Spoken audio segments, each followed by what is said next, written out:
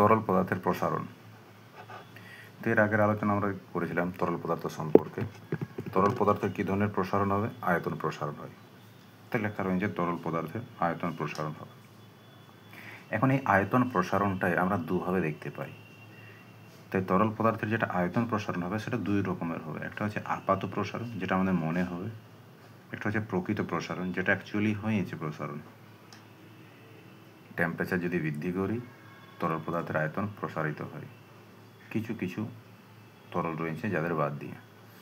তো যাই হোক, তরল পদার্থের আয়তন প্রসারণটা আমরা দুভাবে দেখতে পাবো। একটা হচ্ছে আপাত প্রসারণ, একটা হচ্ছে প্রকৃত প্রসারণ। চলো বোঝা যাক আপাত প্রসারণ কী এবং প্রকৃত প্রসারণ কী। উদাহরণের জন্য আমি একটা টিউব নিয়েছি, যে টিউবটাতে মার্ক করা এখানে স্কেল রয়েছে এগুলোতে সাইডে রিডিং নেওয়ার জন্য। ওই টিউবটাতে ইনিশিয়ালি আমি 50 সেন্টিমিটার কিউব ভলিউমের একটা তরলকে রাখিয়েছি। টিউবটাকে আমি তরল দ্বারা 50 সেন্টিমিটার কিউব অবধি ফিল করা হয়েছে। কত ডিগ্রি উষ্ণতায়? T1 ডিগ্রি সেলসিয়াস উষ্ণতায়। তারপর আমি হিট দিয়েছি। যখনই হিট দেব, হিট দিলে পরে প্রথমে কার প্রসারণ হবে? কারণ এখানে তো সলিডও রয়েছে, যে পাত্রটা যেটা কাঁচের বা অন্য কোনো জিনিসের রয়েছে, এরও প্রসারণ রয়েছে। প্রথমে এ উত্তপ্ত হবে, অর্থাৎ এর প্রসারণ হবে। তারপর এর ভেতরে তরলটা রয়েছে, ও প্রসারিত হবে। তো প্রথমে যখন এ প্রসারিত হবে, ধরে নিচ্ছি এ কিছুটা প্রসারিত হয়েছে, সার্টেন কিছু একটা এতটাই প্রসারিত হয়েছে, যখন তরল কিন্তু প্রসারিত হয় নাই, এ এতটাই প্রসারিত হয়েছে যে এই 50 সেন্টিমিটার কিউবে যে ভলিউমে যে তরলটা রয়েছে, যখন এই প্রসারিত হবে তখন এই 50 সেন্টিমিটার কিউবটা নিচে এসে যাবে। পাত্রটা যদি প্রসারিত হয় তো তরলের স্তরটা নিচে নেমে যাবে। তো এখন তরল স্তরটা কোথায় দাঁড়াচ্ছে? 40 সেন্টিমিটার কিউব। তরল স্তরটা কোথায় দেখাচ্ছে এখন? 40 সেন্টিমিটার কিউবে দেখাচ্ছে। তরল অতটাই রয়েছে যতটা প্রথমে ছিল, কিন্তু পাত্রটার প্রসারণের জন্য তরল স্তরটা নিচে নেমে গেছে। এখন তরল স্তরটা কোথায় রয়েছে? 40 সেন্টিমিটার কিউব। যখন টেম্পারেচার বৃদ্ধি করে আমি T2 ডিগ্রি করে দিয়েছি, তখন এই ঘটনাটা ঘটেছে। তারপর কী হবে? পাত্রের প্রসারণ বন্ধ হয়ে যাবে, সীমিত হয়ে যাবে। তারপর কার প্রসারণ আরম্ভ হবে? তরলের। তো তরল প্রসারিত হয়ে পড়ে, তরল প্রসারিত হবে এবং তরলের প্রসারণ হয়ে পড়ে ফুলফিল হয়ে তরল দেখাচ্ছে 70 সেন্টিমিটার কিউব। ঠিক আছে, এটাও T2 ডিগ্রি সেলসিয়াসেই। প্রথমে পাত্রের প্রসারণ হয়েছে, তারপর তরলের প্রসারণ হচ্ছে। তো আপাত দৃষ্টিতে মনে করো T1 ডিগ্রি সেলসিয়াস উষ্ণতায় তুমি যখন 50 সেন্টিমিটার কিউব তরলটা দিয়েছো আর হিট দিয়ে পরে চলে গেছো বাইরে ল্যাবে, কিছুক্ষণ পর 15 মিনিট পর 20 মিনিট পর তুমি যখন ফিরে এসছো তখন দেখছো তরল স্তরটা কোথায় পৌঁছেছে? 70 সেন্টিমিটার কিউব। তোমার মনে কী হবে? যে 50 থেকে সোজা 70 সেন্টিমিটার কিউব, তাহলে তরলের প্রসারণটা কত হয়েছে? 20 সেন্টিমিটার কিউব। তোমার তো তাই মনে হবে, ওইটা হচ্ছে তরলের আপাত প্রসারণ, যে তোমার মনে হচ্ছে। বাট অ্যাকচুয়ালি হয়েছে কি? তরলটা 40 সেন্টিমিটার কিউব থেকে 70 সেন্টিমিটার কিউব অবধি প্রসারিত হয়েছে। মানে তরলের অ্যাকচুয়াল প্রসারণ কত হয়েছে? 30 সেন্টিমিটার কিউব। তো তরলের প্রকৃত প্রসারণ কত? 30 সেন্টিমিটার কিউব। তাহলে একটা আপাত, তাহলে পাত্রটা কত প্রসারিত হয়েছে? দেখো, প্রথমে তরল স্তরটা কত ছিল? 50 সেন্টিমিটার কিউবের। যে হিট দেওয়া হয়েছে পাত্রটা প্রসারিত হয়েছে, তরল স্তরটা নেমে গেছে। কত দূর নেমেছে? 10 সেন্টিমিটার কিউব। তাহলে পাত্রটার প্রসারণ কত হলো? 50 মাইনাস 40, 10 সেন্টিমিটার কিউব। তাহলে পাত্রের প্রসারণ কত হয়ে গেল? 10 সেন্টিমিটার কিউব। তাহলে এখান থেকেই আমরা ক্যালকুলেশন করতে পারি আপাত প্রসারণ প্লাস পাত্রের প্রসারণ 20 centimetre cube plus 10 centimetre cube মানে 30 সেন্টিমিটার কিউব, মানে প্রকৃত প্রসারণ। তাহলে আমি বলতে পারি প্রকৃত প্রসারণ যেটা, সেটা অ্যাকচুয়ালি আপাত প্রসারণ প্লাস পাত্রের প্রসারণ। তাই লেখা হয়েছে প্রকৃত প্রসারণ ইকুয়ালস টু আপাত প্রসারণ প্লাস পাত্রের প্রসারণ। নেক্সট, এবার হচ্ছে প্রকৃত প্রসারণ ও আপাত প্রসারণ গুণাঙ্কের মধ্যে সম্পর্ক কী।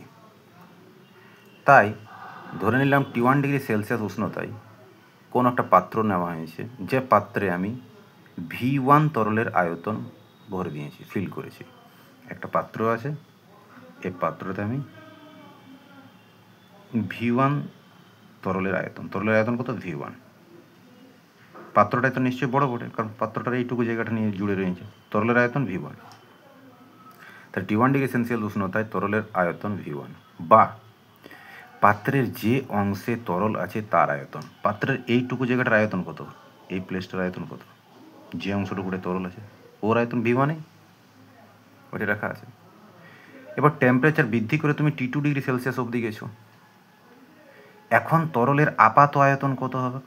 এখন তরলের আপাত আয়তন ধরে নিচ্ছি V2 ড্যাশ হবে। প্রকৃত আয়তন কত হবে? তরলের প্রকৃত আয়তন V2 হবে। ভি কি ওঠে? এখন তরলের পাত্রের আয়তন, যে পাত্রটি রাখা হয়েছে তার আয়তন কত হবে? ভি। V2টা কি? তরলের প্রকৃত আয়তন। V2 ড্যাশটা কি? তরলের আপাত আয়তন। ঠিক আছে, তাহলে এই দুটো ডেটা থেকে আমি বলতে পারি আমি উষ্ণতার কত বৃদ্ধি করেছি, T2 - T1। আর আমরা জানি প্রকৃত প্রসারণ সমান আপাত প্রসারণ প্লাস পাত্রের প্রসারণ। তাহলে অ্যাকচুয়ালি প্রকৃত প্রসারণ হয়েছে কতটুকু? তরলের ইনিশিয়াল আয়তন ছিল V1, এখন তরলের ফাইনাল আয়তন হয়েছে V2। তাহলে প্রকৃত প্রসারণ কত হবে? V2 - V1 সমান আপাত প্রসারণ। তরলের আগে আয়তন কত ছিল? V1, এখন কতটা মনে হয়েছে? V2 ড্যাশ, তাই না? তাহলে তরলের আপাত প্রসারণ কত হবে? V2 ড্যাশ - V1 প্লাস পাত্রের প্রসারণ। আগে পাত্রের কতটুকু অংশে তরল ছিল? V1 টুকু অংশে, এখন কি হয়েছে? V। তাহলে পাত্রের প্রসারণটা কত হবে? V - V1। আমরা পড়েছি আগেই আয়তন প্রসারণ গুণাঙ্ক চ্যাপ্টারে, তাই না? L2 - L1 কি হয়? L1 আলফা ডেল্টা টি। S2 - S1 কি হয়? S1 বিটা ডেল্টা টি। V2 - V1 কি হয়? V1 গামা ডেল্টা টি, তাই না? তাই V2 - V1টাকে লিখতে পারি V2 - V1 সমান গামা V1 ডেল্টা টি। এখানে গামাটা কি? তরলের প্রকৃত প্রসারণ গুণাঙ্ক। V2 ড্যাশ - V1টাকে আমি কি লিখতে পারি? গামা ড্যাশ V1 ডেল্টা টি। এখানে গামা ড্যাশটা হচ্ছে তরলের আপাত প্রসারণ গুণাঙ্ক। V - V1 এটা কার প্রসারণ? এটা পাত্রের প্রসারণ। তাহলে V - V1 এর জায়গায় আমি কি লিখতে পারি? গামা জি V1 ডেল্টা টি। এখানে গামা জিটা কি? পাত্রের প্রসারণ গুণাঙ্ক। তাহলে দেখো V1 ডেল্টা টি V1 ডেল্টা টি V1 ডেল্টা টি সবাই রয়েছে, তাহলে কমন নিয়ে কেটে যাবে। তাহলে পড়ে কি রইল? গামা সমান gamma dash plus gamma g. গামাটা হচ্ছে তরলের প্রকৃত প্রসারণ গুণাঙ্ক, গামা ড্যাশটা হচ্ছে তরলের আপাত প্রসারণ গুণাঙ্ক, আর গামা জিটা হচ্ছে পাত্রের প্রসারণ গুণাঙ্ক। তো এখান থেকে বোঝা যাচ্ছে গামার মানটা gamma dash plus gamma g হবে। গামা ড্যাশের সঙ্গে কিছু যোগ করলে গামা হবে, অর্থাৎ গামার মানটা বেশি ওঠে কার তুলনায়? গামা ড্যাশের তুলনায়। অর্থাৎ তরলের প্রকৃত প্রসারণ গুণাঙ্ক তরলের আপাত প্রসারণ গুণাঙ্কের চেয়ে বেশি হবে। ঠিক আছে, এখানে অ্যাডিশনালি নোট করে রাখবে প্রকৃত প্রসারণ গুণাঙ্ক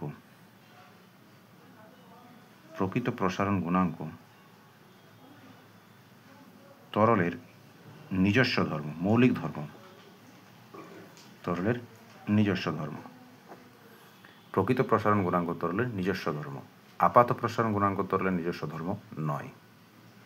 ঠিক আছে, এই সম্পর্কটা পরীক্ষায় পড়ে নির্ণয় করার জন্য আপাত প্রসারণ গুণাঙ্ক, পাত্রের প্রসারণ গুণাঙ্ক এবং প্রকৃত প্রসারণ গুণাঙ্কের মধ্যে সম্পর্ক কি? গামা সমান gamma dash plus gamma g. Next, উষ্ণতার পরিবর্তনে তরল পদার্থের ঘনত্বের পরিবর্তন, যেটা আগের দিনও পড়ানো হয়েছিল, তোমাদেরকে বলা হয়েছিল সলিডের আর তরলের জন্য কী রয়েছে। বা এই প্রশ্নটাকে এইভাবে বলতে পারে, তরলের ঘনত্বের সঙ্গে, ঘনত্ব মানে রূপ, তরলের ঘনত্বের সঙ্গে তরলের প্রকৃত প্রসারণ গুণাঙ্ক অর্থাৎ গামা, অর্থাৎ তরলের ঘনত্বের সঙ্গে গামার কী সম্পর্ক হতে পারে?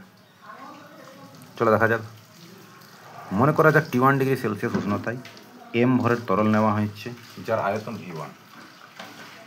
এই অবস্থায় ওর ঘনত্ব কত হবে? এই অবস্থায় ঘনত্ব হবে ρ1 = M/V1। টেম্পারেচার বৃদ্ধি করে T2 ডিগ্রি সেলসিয়াস অবধি পৌঁছালে ভরটার তো কোনো পরিবর্তন হবে না, তরলে যা ভর রয়েছে এখন তাই ভর রইবে, তাই না? তাহলে এখন আয়তন কত হবে? V2। যে আয়তনটা কত হয় আমরা পড়েছি, V2 সমান V1 × 1 প্লাস গামা × ডেল্টা টি। তাহলে এই অবস্থায় এখন ঘনত্ব কত হবে? ρ2 সমান M/V2।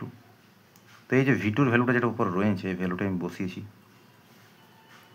আগে গিয়ে M by V one, M by V one, M by V one মানে কি রো ওয়ান, রো ওয়ান। আর এই নিচের পার্টটা উপরে গেছে to the power minus one. উচ্চঘাতের পদগুলিকে এটা তো একটা সিরিজে চলে যাবো ভেঙে ভেঙে, minus one, minus two, minus three করে করে। তো যদি উচ্চঘাতের পদগুলিকে যদি আমি নগণ্য করি তাহলে ফার্স্ট পদটাই নেব। তো ধরে নাও এই মাইনাসটা এখানে এসে যাবে, তাহলে হয়ে যাবে কি ওয়ান মাইনাস গামা ডেল্টা টি। এবার তোমরা দেখো T2 ডিগ্রি সেলসিয়াস উষ্ণতায় ঘনত্ব সমান T1 ডিগ্রি সেলসিয়াস উষ্ণতায় ঘনত্ব into one minus something, one minus something, সেটা নিশ্চয়ই একের থেকে কম হবে, অর্থাৎ রোটুর মানটা রো ওয়ানের থেকে কম হবে, মানে রো ওয়ানের মান বেশি হবে। তাহলে উষ্ণতা যদি পরিবর্তন করা হয়, বৃদ্ধি করা হয়, তাহলে তরল পদার্থের ঘনত্ব হ্রাস পাবে, কারণ ওর আয়তন বৃদ্ধি পায়। এর কিছু এক্সেপশনাল কেস আছে, জল আছে, সিলভার আয়োডাইড আছে, সিলিকন আছে, ঠিক আছে, সিলিকা। এদের কি হয়, উষ্ণতা যদি বৃদ্ধি করা হয় তাহলে এদের ঘনত্ব দেখবে বৃদ্ধি পাবে কিছু কিছু একটা স্পেসিফিক রেঞ্জে, তার বাইরে নয়। চলো আগে প্রমাণ করো উষ্ণতা বাড়ালে তরলে নিমজ্জিত বস্তুর আপাত ওজন বৃদ্ধি পায়। আপাত ওজন কোন ওজনটা? কোনো বস্তুকে বায়ুতে যে ওজনটা করছি এটা হচ্ছে ইয়ার অ্যাকচুয়াল ওজন, রিয়েল ওয়েট, বায়ুতে যখন ওজন করা হবে। যখন এই বস্তুটাকে আমি কোনো তরলে আছে আর তরলে নিমজ্জিত অবস্থায় ওজন করছি, এখন যে ওজনটা পাবো সেটা হচ্ছে অ্যাপারেন্ট ওয়েট। তরলে নিমজ্জিত যে অবস্থায় যে ওজনটা পাওয়া যাবে সেটা হচ্ছে অ্যাপারেন্ট ওয়েট, যেটাকে আমরা বলবো আপাত ওজন। তাহলে কি প্রমাণ করতে বলেছে? উষ্ণতা বাড়ালে উষ্ণতা বৃদ্ধি করব, তার ফলে নিমজ্জিত বস্তুর আপাত ওজন বৃদ্ধি পাবে, নিমজ্জিত বস্তুর আপাত ওজন বৃদ্ধি পাবে।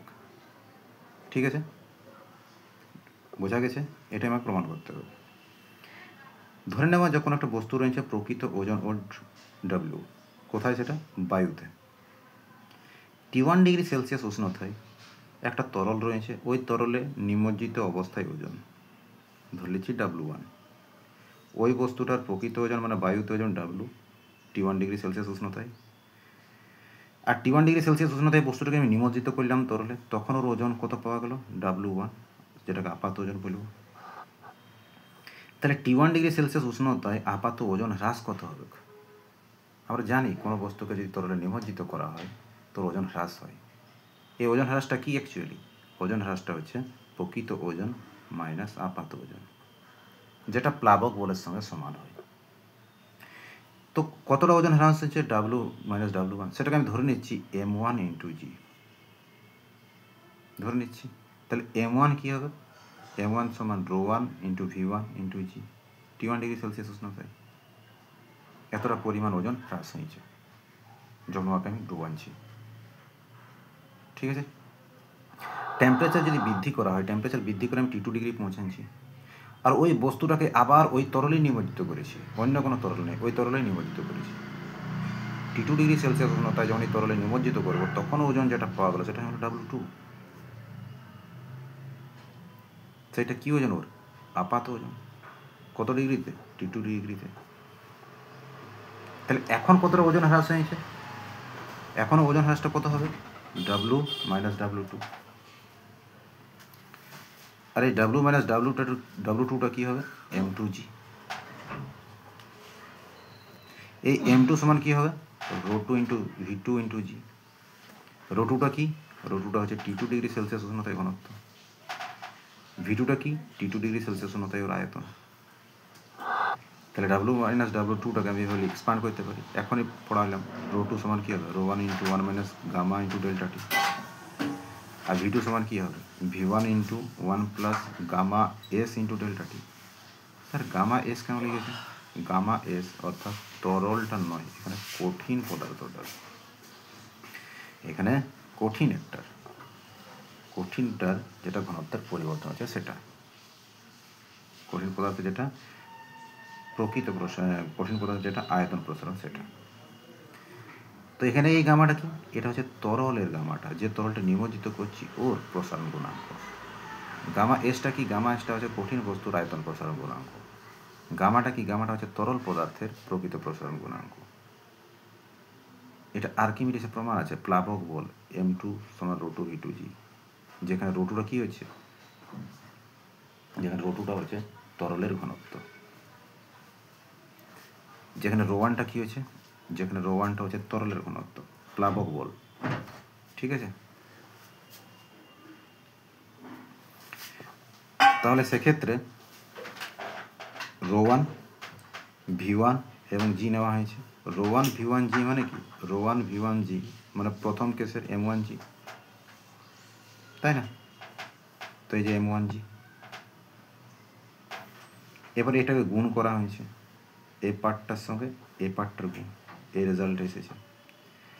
এক তো এদের এই যে প্রসারণ গুণাঙ্কগুলির মান খুবই কম, তারপর এদের স্কোয়ার রয়েছে, দুটো গুণ করে তারপর টেম্পারেচারের স্কোয়ার রয়েছে, তাহলে এই পদটি খুবই ছোট হবে, তাই এই পদটিকে নগণ্য করলাম। যদি নগণ্য করা হয় তাহলে পড়ে থাকবে কি? 1 মাইনাস ডেল্টাটি কমন নেব, gamma minus gamma s. Gamma হচ্ছে তরলের প্রকৃত প্রসারণ গুণাঙ্ক, আর গামা এস হচ্ছে কঠিন পদার্থের, যে পদার্থটাকে নিমজ্জিত করা হচ্ছে। তাহলে এখান থেকে বোঝা যাচ্ছে ডাব্লু মাইনাস ডাব্লু2, যেটা T2 ডিগ্রি সেলসিয়াস উষ্ণতায় ওজন হ্রাস, সেটা কী হবে? ডাব্লু মাইনাস ডাব্লু1-এর চেয়ে কম হবে। কারণ এই যে m1g মানে কি? যদি একটু লক্ষ্য করো, m1g মানে কি? m1g মানে হচ্ছে ডাব্লু মাইনাস ডাব্লু1।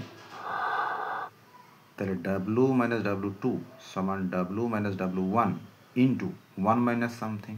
তো 1 মাইনাস সামথিং মানে এই পার্টটা ছোটো, একের থেকে ছোটো যদি এই জিনিসটার সঙ্গে গুণ করা হয় তো দশমিকে আসবে। তাহলে W minus W two is less than W minus W one. W minus W two is less than W minus W one. W W both সাইডের মতো করে কেটে দাও অসমীকরণের মতো। এই ডাব্লু1টাকে এদিকে নিয়ে আসো, প্লাস হবে, এই ডাব্লু2টাকে ওদিকে নিয়ে যাও, প্লাস হয়ে যাবে। তাহলে বলতে পারি কি আমরা? W two is greater than W one. W two is greater than W one. W two is greater than W one. অর্থাৎ দেখো, উষ্ণতা বাড়ালি যেটা আপাত ওজনটা সেটা বেড়ে গেল। T2 ডিগ্রি সেলসিয়াস উষ্ণতায় আপাত ওজন, T1 ডিগ্রি সেলসিয়াস উষ্ণতায় আপাত ওজন। তাহলে T2 ডিগ্রি সেলসিয়াস উষ্ণতায় আপাত ওজন T1 ডিগ্রি সেলসিয়াস উষ্ণতায় আপাত ওজনের চেয়ে বেশি।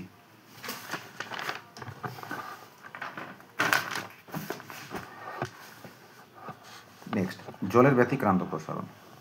আমরা জানি অধিকাংশ তরল পদার্থেরই যদি টেম্পারেচারটা কমিয়ে দেওয়া হয়, উষ্ণতা যদি কমিয়ে দেওয়া হয় তাহলে সংকুচিত হয়ে যাবে। কিন্তু জলের টেম্পারেচার যদি 4 ডিগ্রি থেকে 0 ডিগ্রি এই স্পেসিফিক রেঞ্জে কমায়, এর বাইরে নয়, 4 ডিগ্রি থেকে 0 ডিগ্রিতে কমায়, তাহলে ওর আয়তন বৃদ্ধি পায়। এই ঘটনাটা আমরা দেখতে পাই, যেখানে উষ্ণতা কমানোর ফলে ওর আয়তন সংকুচিত হওয়ার কথা, কিন্তু জলের ক্ষেত্রে ওর আয়তনটা বৃদ্ধি পাবে এই স্পেসিফিক রেঞ্জে, এর বাইরে নয়। 14 থেকে 10 করবে, 20 থেকে 16 করবে, সেক্ষেত্রে আবার সংকুচিতই হবে। কিন্তু এই পার্টিকুলার টেম্পারেচার রেঞ্জটাই 4 থেকে 0 ডিগ্রি, ওর আয়তনটা কী পাবে? বৃদ্ধি পাবে যদি আমি টেম্পারেচার কমাই। আবার যদি আমি 0 থেকে 4 ডিগ্রি করি, তাহলে নর্মালি কী হয়? নর্মালি টেম্পারেচার যদি বেড়ে তাহলে ভলিউম বাড়ার কথা, কিন্তু এর 0 থেকে 4 ডিগ্রি যদি করা হয় জলের ক্ষেত্রে, তাহলে ওর আয়তনটা হ্রাস পাবে। তো জলের এই যে ব্যতিক্রান্ত বিহেভিয়ার, এক্সেপশনাল বিহেভিয়ার, এবং পার্টিকুলারলি 4 ডিগ্রি থেকে যখন 0 ডিগ্রি নামাচ্ছি, টেম্পারেচার হ্রাস করছি, তখন সংকুচিত হওয়ার কথা, কিন্তু ওর আয়তন বৃদ্ধি পাচ্ছে। এই ঘটনাটাই হচ্ছে জলের ব্যতিক্রান্ত প্রসারণ, রেয়ার বিহেভিয়ার। তো এখান থেকে আমরা বুঝতে পারছি 4 ডিগ্রি সেলসিয়াস উষ্ণতায় কী হবে। যদি আমি 0 থেকে 4 ডিগ্রি যাই, তাহলে 4 থেকে 0 নামার জন্য আয়তন বৃদ্ধি পাচ্ছে জলের। যদি আমি 0 থেকে 4-এ যাই তো নিশ্চয়ই আয়তন কম হবে, হ্রাস পাবে। আর আয়তন হ্রাস যদি হয় তাহলে ঘনত্ব বেশি হবে। তাহলে পার্টিকুলারলি 4 ডিগ্রি সেলসিয়াস উষ্ণতায় জলের ঘনত্ব বেশি হবে। তো 4 ডিগ্রি সেলসিয়াস উষ্ণতায় জলের ঘনত্ব সর্বাধিক, সেটা কত হয়? 1 ম্যাক্সিমাম। 0 ডিগ্রি সেলসিয়াস উষ্ণতায় জলের যেটা ঘনত্ব সেটা লাই করবে 0.998 থেকে 0.998, 0.999। এটা হচ্ছে তরলের মিনিমাম ঘনত্ব। তো তাই আমরা বলতে পারি জলের এই ব্যতিক্রান্ত প্রসারণের জন্য যেটা পাওয়া যাবে 0 থেকে 4 ডিগ্রি সেলসিয়াস উষ্ণতায় তরলের আয়তন প্রসারণ গুণাঙ্কের মান ঋণাত্মক হবে।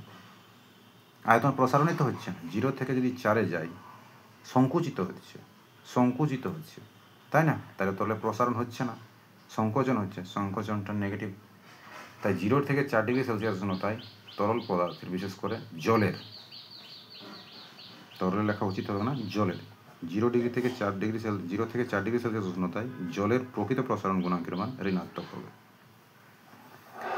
এমনি কিছু এক্সেপশনাল বিহেভিয়ার দেখায় সিলভার আয়োডাইড। ঠিক আছে, 141 ডিগ্রি সেলসিয়াস থেকে যদি আমি 80 ডিগ্রি সেলসিয়াস অর্থাৎ টেম্পারেচার কমিয়ে আনি, তো দেখা যাবে সিলভার আয়োডাইডের ভলিউম সংকুচিত হওয়ার কথা, কিন্তু ও ভলিউম এক্সপানশন হবে। মানে সিলভার আয়োডাইডও ব্যতিক্রান্ত প্রসারণ হয়। ব্যতিক্রান্ত প্রসারণের জন্য জলচর জীব যেগুলো থাকে সেগুলো বেঁচে থাকে। ঠিক আছে, এর একটা প্রয়োগ এটাই রয়েছে ন্যাচারালি। চলো ঠিক আছে, তাহলে চ্যাপ্টারটা এখানেই শেষ হচ্ছে। আশা করি অঙ্কগুলো তোমরা করে নেবে, আর যদি অঙ্কে কোনো অসুবিধা হয় তো সেন্ড করে দেবে, সেই অঙ্কগুলো দেখে নেবো। ঠিক আছে, রাখছি।